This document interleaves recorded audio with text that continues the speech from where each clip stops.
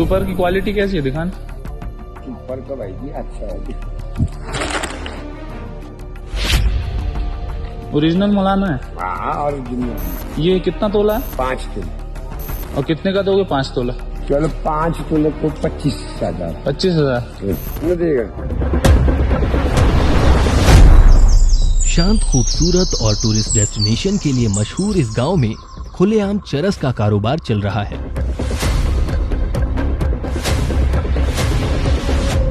एक तरफ पूरे हिमाचल में इलेक्शन की हलचल है तो दूसरी तरफ कुल्लू से 44 किलोमीटर दूर मलाना गांव में चुनावी शोर ना के बराबर है, जो माना जाता है दुनिया का सबसे पुराना लोकतंत्र है।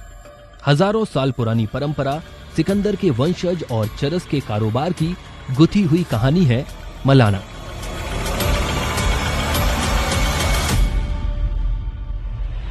आप सोच रहे होंगे कि इन ऊंचे ऊंचे पहाड़ों और वादियों के बीच में क्या कर रहा हूं।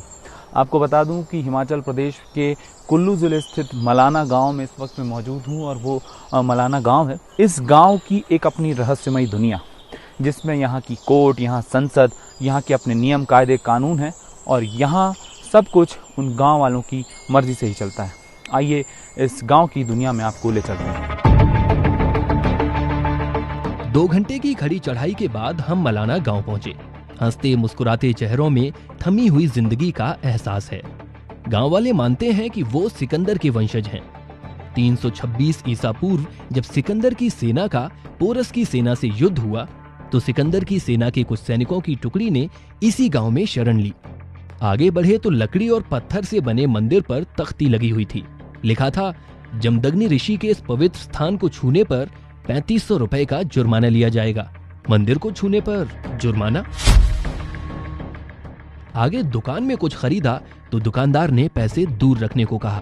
जो भी कस्टमर जैसे रहते हैं, आप सीधे उनसे हाथ से पैसे नहीं लेते, यहाँ रखने बोल देते हैं। 2450 की आबादी वाले मलाना में ज्यादातर ठाकुर जाति के लोग रहते हैं। सिर्फ 30-40 लोग ही हरिजन हैं जो गांव के बाहर रहते हैं।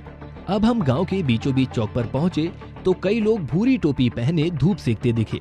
सिर्फ एक शख्स के ही सर पर मोटी सफेद पगड़ी थी। पास जाकर पूछा तो पता चला कि ये गांव के मुख्य पुजारी हैं। गांव की हर व्यवस्था में पुजारी का दर्जा सबसे ऊपर है। मंदिर को छूने पर जुर्माने का जवाब भी हमें यहाँ मिला। ये पुजारी का चुनाव कैसे होता है? पुजारी कैसे बनाया जाता है? हमारा खानदानी होते हैं। जो सफेद कपड़ा ये हर कोई नहीं पहन सकता। नहीं, गूर पहनते हैं। गूर जो गूर होते हैं देवते के यहाँ पूजा करते हैं। हाँ, हर कोई इसके अंदर नहीं जा सकता। कोई नहीं जाते हैं। जैसा कोई छोटे जात को होते, कोई बड़ा क्या नाम, उसी वजह से बिना जान पहचान के छूते नहीं किसी को। गांव वाले बताते हैं कि बाहर का कोई कानून गांव में नहीं चलता है। फसलें यहाँ करते हैं जैसे कोर्ट में करते हैं वैसे। कोर्ट कहाँ है? कोर्ट यहाँ है, ये है ना ऊपर। हाँ, ये सामने बैठा हुआ। यहाँ 2 सदन हैं। ऊपरी सदन ज्येष्ठांग, चौराहे पर बड़े वाले चबूतरे पर ये सदन बैठता है जैसे देश की राज्यसभा। निचले सदन को कोर सभा कहते हैं, जो देश की लोकसभा की तरह है। रहस्यों से इतर इस गांव को कहा जाता है the hash village of India. Malana की रहस्यमयी दुनिया के अलावा यहाँ जो सबसे बड़ा कारोबार है वो है नशे का कारोबार। हर घर में यहाँ चरस का उत्पादन होता है। ये जो आप पीछे पहाड़ देख रहे हैं, ऊंचे ऊंचे पहाड़ों पर गांजे के खेत होते हैं। वहाँ से गांजे की कटाई करके गांव में लाया जाता है। इसके बाद यहाँ हर घर में चरस का उत्पादन किया जाता है। हर गली नुक्कड़ पर लोगों की आंखें टूरिस्ट में चरसी कस्टमर ढूंढ रही होती हैं।